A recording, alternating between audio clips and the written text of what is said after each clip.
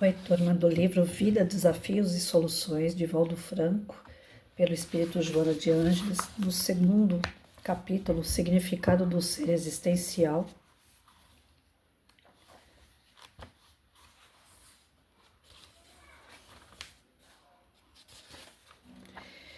Nós vamos para o subtítulo Mitos, Ilusão e Realidade. Desculpa pelo meu rosto, gente, mas eu tô com uma alergia terrível. E tá aqui, fica todo vermelho, e aí às vezes chora um pouquinho mais. Vamos lá. Não vou deixar de fazer a leitura, não. Mitos, ilusão e realidade.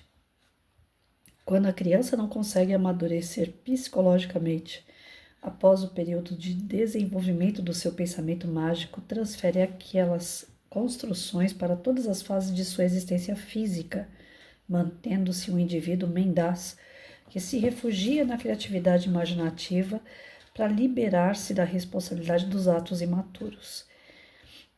Essa conduta, igualmente, tem suas raízes profundas no arquétipo herdado do homem ancestral que viveu o processo de evolução pensante e deixou fixadas no inconsciente coletivo as marcas do trânsito por aquele período. Entretanto, a conduta de pais dominadores que se sentem compensados pelo amor em carência, com a bajulação e a sujeição da prole, impõe que a fase mítica permaneça na estrutura da personalidade infantil, vendo inclusive nos filhos, mesmo adultos, os seres em formação que gostariam de continuar dirigindo. Trata-se de um conflito que se transfere de uma para outra geração, cada vez com resultados mais danosos. A falta de honestidade do adulto para autoanalisar-se e assumir a coragem de libertar-se de todos os impedimentos e amarras que o detêm das fixações do passado responde por condutas de tal natureza. A sua insegurança íntima produz o ditador que se cerca de leis injustas e atos arbitrários, de guardas ferozes e cuidados especiais, intimidando, destruindo e fazendo-se detestado como forma de sentir-se realizado. No ódio que lhe votam as vítimas, ele sente-se homenageado, porque, temido, transferindo os seus medos em relação a tudo e todos para os demais em relação à sua pessoa. Os mitos que remanescem do período infantil ou na falta da maturidade do adulto, sob a ação de arquétipos específicos, trazem de volta a consideração aos velhos conceitos em torno de deuses, semideuses, magos, fadas, fantasmas, crendices, como formas de aguardar proteção em deidades superiores que chegarão magicamente para o salvar da maldade humana, da sociedade injusta dos amigos infiéis. O pavor que lhe infundia o pai ao alcançar a idade da razão, transfere-o para Deus, que reflete a imagem detestada do genitor físico, ou para deuses mais terríveis que a imaginação concebeu nos períodos anteriores da cultura mais primitiva. A mãe arbitrária construirá no inconsciente a bruxa má, invejosa, que será vencida pela interferência da fada madrinha. Os conflitos da afetividade no lar inspirarão a confiança em um amor romântico estilo medieval que virá arrancar a vítima do encarceramento emocional em que sofre solidão e desconforto.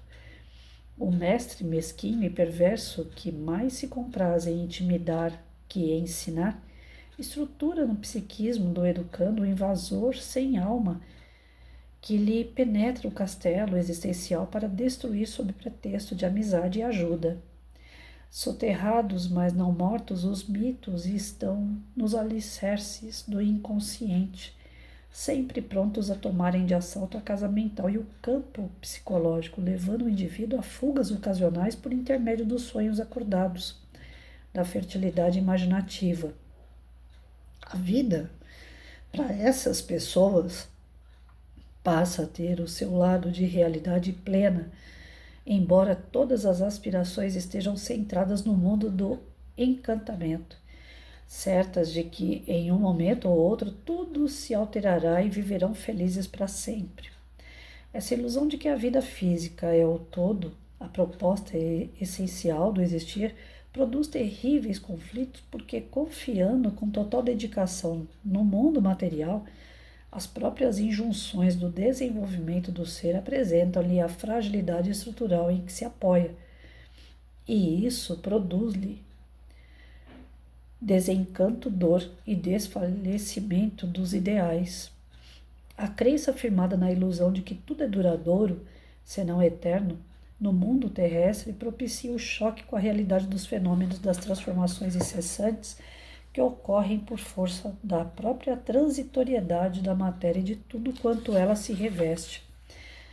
O ser profundo é resistente às situações da mudança das ocorrências humanas ou fenomênicas do habitat, construído de energia pensante que independe dos fatores transitórios do corpo somático a ele pré-existente e sobrevivente, portanto, uma realidade que vence tempo e espaço avançando sem cessar.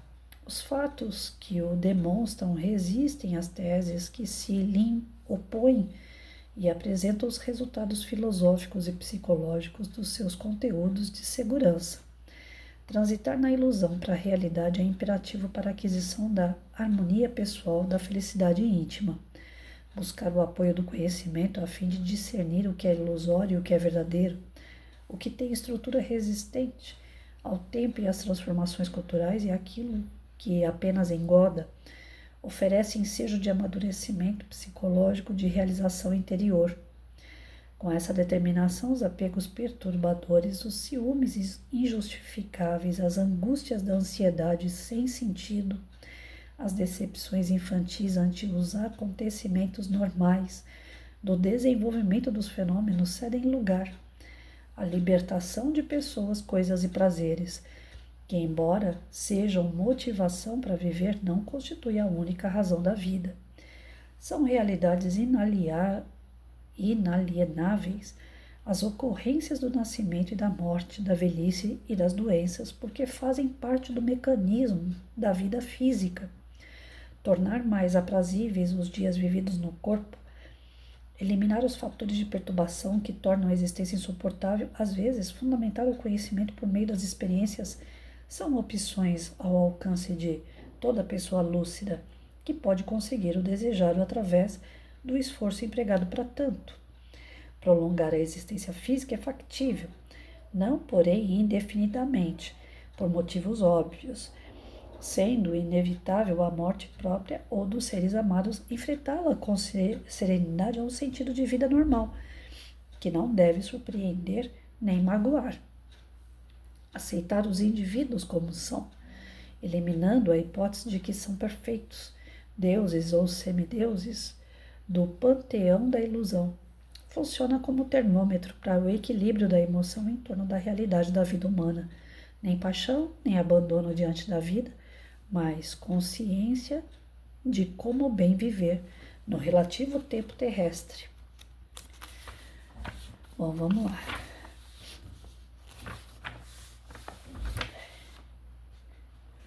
Nós vimos no primeiro capítulo, nesse segundo capítulo, nos primeiros subitens, os objetivos da vida humana. Então, nós vimos que o principal objetivo da vida humana é desenvolver o espírito e não o homem. Nós estamos no corpo físico, matéria, mas para desenvolver o nosso espírito, passar pelas provas, expiações, passar pelo adquirir do conhecimento, né? Que a Terra é uma grande escola para que a gente possa evoluir espiritualmente.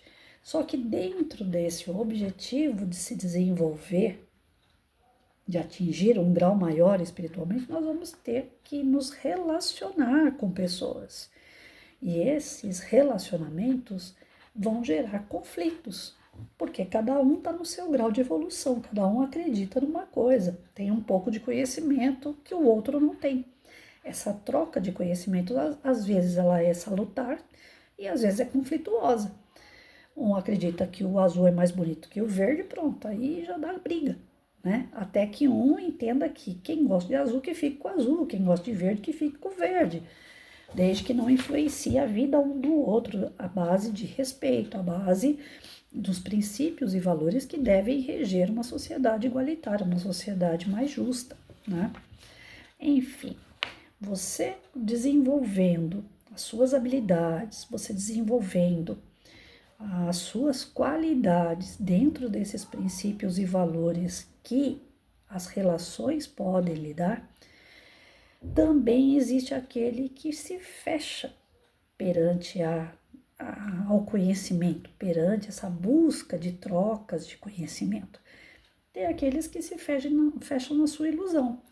Cria-se mitos, cria-se ilusões em cima desses mitos e vive fugindo da realidade. Quando se dá de frente com a realidade, se choca. E aí é onde existem algumas pessoas querendo, inclusive, fugir da própria vida. Porque a realidade, para ela, é uma dor insustentável. Ela não consegue lidar com a realidade. Então, mitos, muitos de nós ainda estamos vivendo dentro desse parâmetro de mitos. Né? Eu, quando vivia na casa dos meus pais, eu era aquela mocinha que estava na masmorra, esperando ser salva pelo príncipe encantado.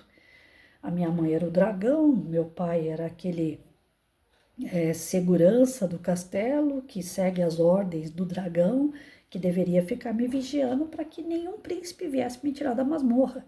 E o meu marido era o príncipe, que não tinha um cavalo, não tinha uma espada, mas que ia me tirar de lá sem um centavo do bolso. Olha só. E foi assim que eu saí da casa dos meus pais, para vir enfrentar o mundo aqui fora, diante de uma realidade que eu desconhecia, porque dentro da casa dos pais a gente tem o nosso guarda-roupa cheio de roupa, nós temos comida, nós temos educação, nós temos carinho e proteção. Mas a gente acha ruim porque tudo aquilo ali é algo que está impedindo a gente de dar o próximo passo. E o próximo passo, às vezes, a gente não tem conhecimento, o próximo passo é uma queda brusca diante de uma realidade que só falta engolir a gente. A minha sorte na época que eu tinha meu marido. Eu saí de casa com a roupa do corpo e falei, eu vou casar. E a minha mãe não aceitava o casamento, eu saí com a roupa do corpo. E enfrentei 2 anos. Né? Nós perdemos um bebê no meio dessa história, uma gravidez que não vingou. E depois eu ainda passei frio, fome, humilhação, e ele a mesma coisa, pulando de um serviço para o outro. Graças a Deus, um não largou da mão do outro. E nós conseguimos passar por aquelas situações, depois de 2 anos, uma casa mais bonitinha, alugada e tal. Depois a gente perdeu os empregos, nós demos entrada nessa casa que eu moro, e a gente foi ralando para poder ir mexendo nessa casa. Foram 16 anos, para vocês terem uma ideia, para deixar essa casa hoje do jeito que ela tá. Mas essa realidade ainda não é a realidade. Olha que tudo isso que eu tô contando parece que eu saí daquele castelo, né, da princesa, esperando o príncipe, e fui de acordo com uma realidade que eu não esperava, ter que trabalhar, ganhar e lutar para sobreviver. E ter uma casa, e ter um filho, e educar o filho, e ter que ter dinheiro para roupa, para comer, para criar um animal, para poder socorrer, né? Essa daí seria a dura realidade, né? Pior que não. A história não acaba aí. A realidade mesmo, o choque da realidade eu tô tendo agora, aos 53 anos. Eu já não tenho mais o meu marido, meu filho já bateu asa e eu fiquei sozinha e doente, né? Eu não falo que sou doente, mas eu tenho minhas comorbidades aí que me pega pelo meu tornozelo.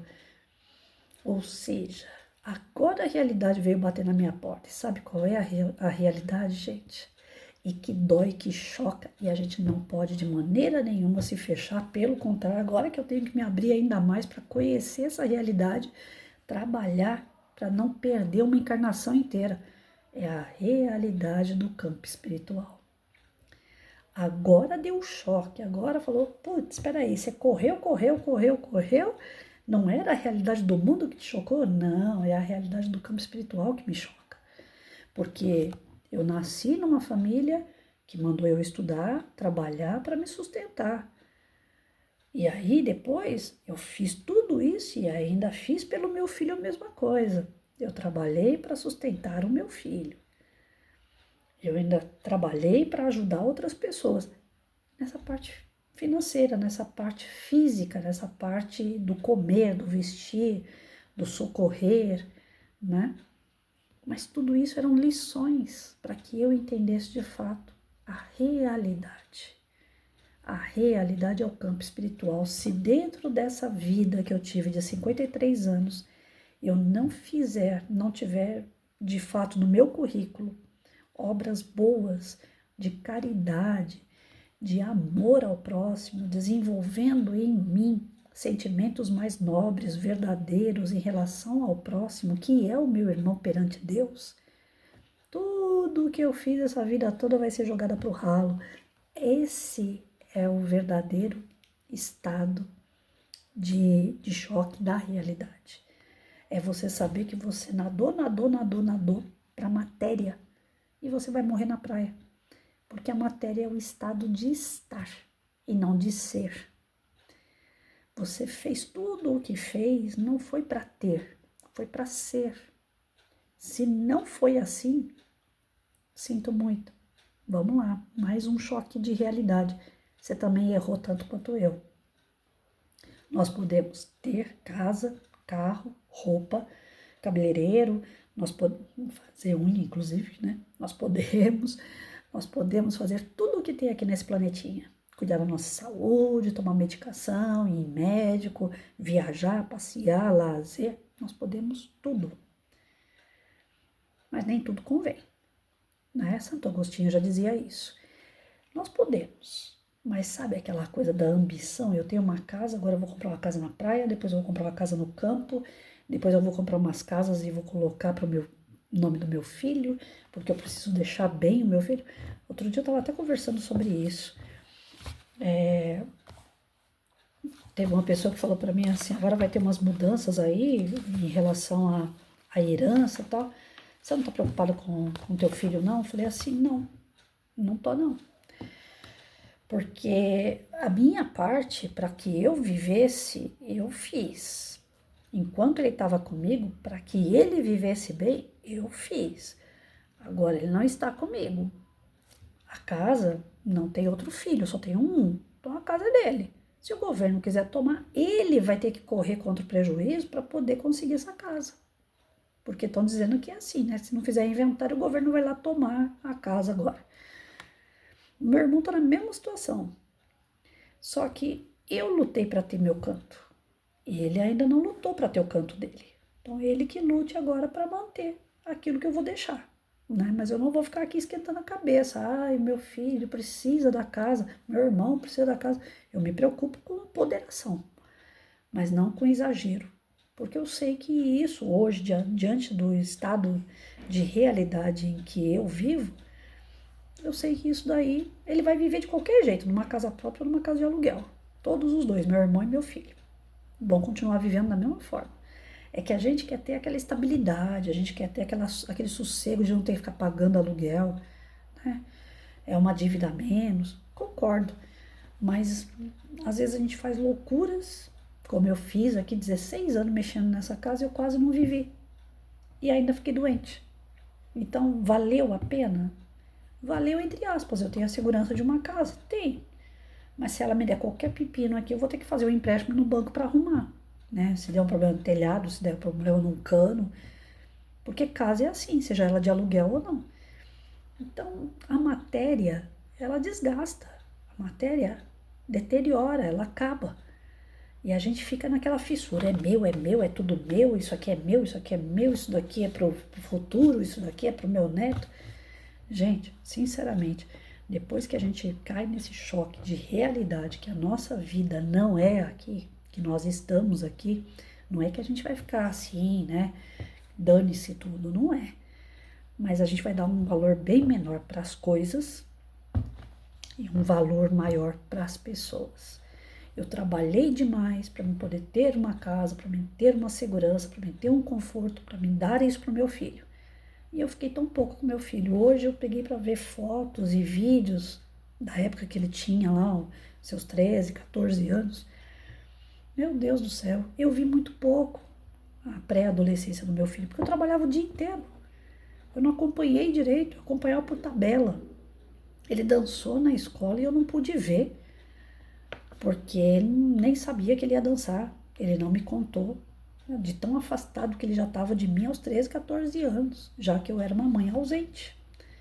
Por mais que eu tenha dado o mundo para ele, ainda faltou o principal. Em determinado momento da nossa vida, faltou o principal, faltou a mãe.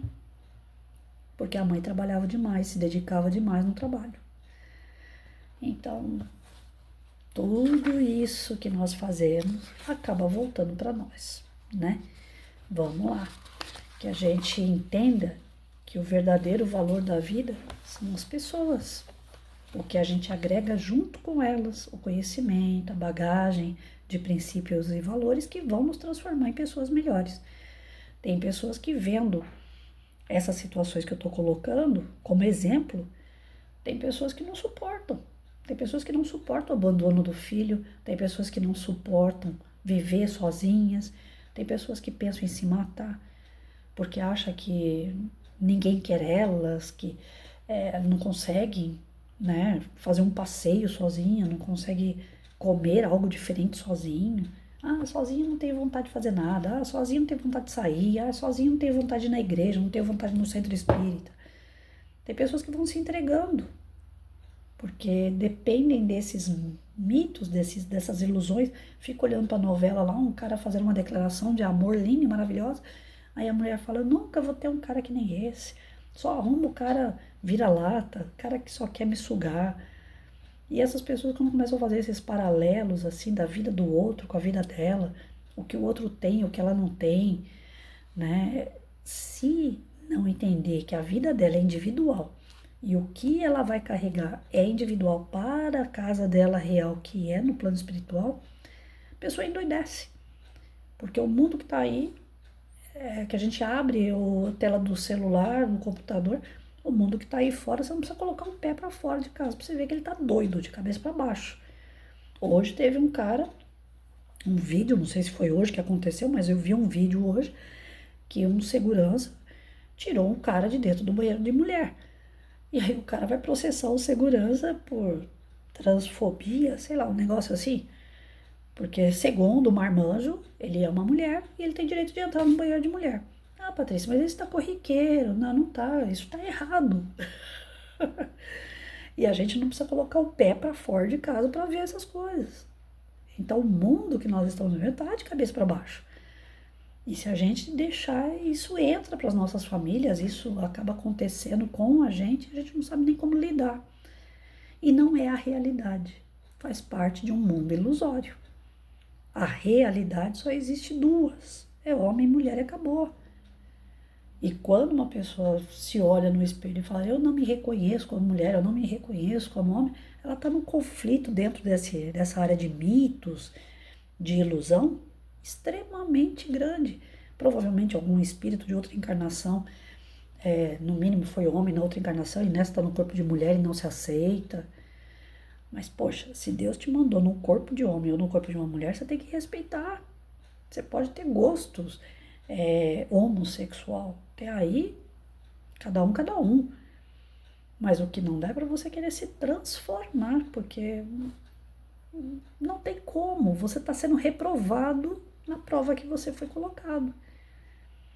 Deus quer a tua felicidade. Ah, mas então ele tem que entender que eu sou feliz só se eu virar homem ou se eu virar mulher. Não. Você está sucumbindo à sua missão, você está sucumbindo ao seu processo reencarnatório. Você está vivendo de ilusão. E o que é pior, como eu falei a princípio, todos nesse contexto de convivência precisa haver o respeito. E tem muita gente que quer só direito, mas não quer o dever. Eu tenho o direito de ouvir música alta, mas e aí o outro que não quer ouvir a sua música? Ah, ele que me respeite, porque eu quero ouvir minha música alta. E aí? O meu direito só vai até onde começa o direito do outro. Essa é a nossa Constituição. E olha que a Constituição é cheia de lei falha, porque é feito pelo homem. Mas a própria lei humana diz que o meu direito, ele só vai até onde começa o direito do outro. E Deus coloca que exista respeito entre os seres. Não é só entre os homens, entre os seres. Homem, animais, vegetais, minerais, que exista respeito em todos os seres. A natureza se respeita. A natureza, você vai para o meio da mata, você vê o respeito entre os vegetais, os animais. Existe um ciclo natural dentro do respeito. Quem desequilibra tudo isso? Nós, né? Seres humanos, que diz que tem consciência, que tem inteligência. Então é isso. Vamos lá. Aí amanhã a gente vai estar vendo fatores de insegurança. Mas que tudo isso não sirva também de motivo para a gente desistir. Afinal de contas, a gente sabe que a nossa vida enquanto espírito é eterna. Então, se a gente não aprender agora, ainda tem muita lenha para queimar. E Deus dá a oportunidade o tempo todo para que a gente aprenda.